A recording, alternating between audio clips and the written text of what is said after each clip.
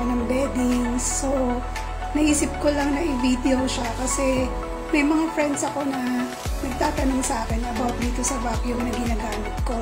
So, ngayon, papakita ko kung paano siya nagpa-function para yung mga nagtatanong. So, ito na yung sagot dun sa tanong nyo. So, yan. Ito na yung vacuum na gagamitin ko para mag-release ng room. So, ito siya. Ito yung kanyang brand. Gruenheim.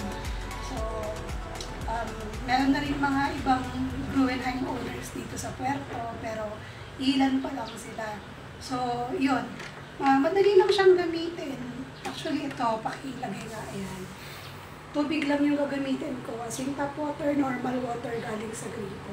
So, meron siyang gauge dyan kung hanggang saan. So, as you can see, syempre nag-start ako malinis yung tubig. Madali lang siyang gamitin. So, isasaklob ko lang siya. Tapos, nilagyan ko pala ng scent yun, yung pabango para double purpose. Habang naglilinis ako, para magpapabango na rin ako ng kwarto namin. So, para lang siyang vacuum. Kaya ko siya sa ilalim. Meron siyang tatlong mode, pakita ko sa akin ito. Air clean mode, eco mode, tsaka turbo. So, pag air clean yung tapos na ako maglinis, tapos parang nililinis ko na lang yung air dito sa room namin. Pag naman itong mode, yung eco clean, yung mga normal na cleaning na hindi masyadong kailangan ng power.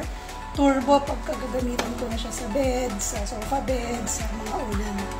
Pumapasok dito sa intake yung hangin, mga dumi, o kung alikabok, whatever.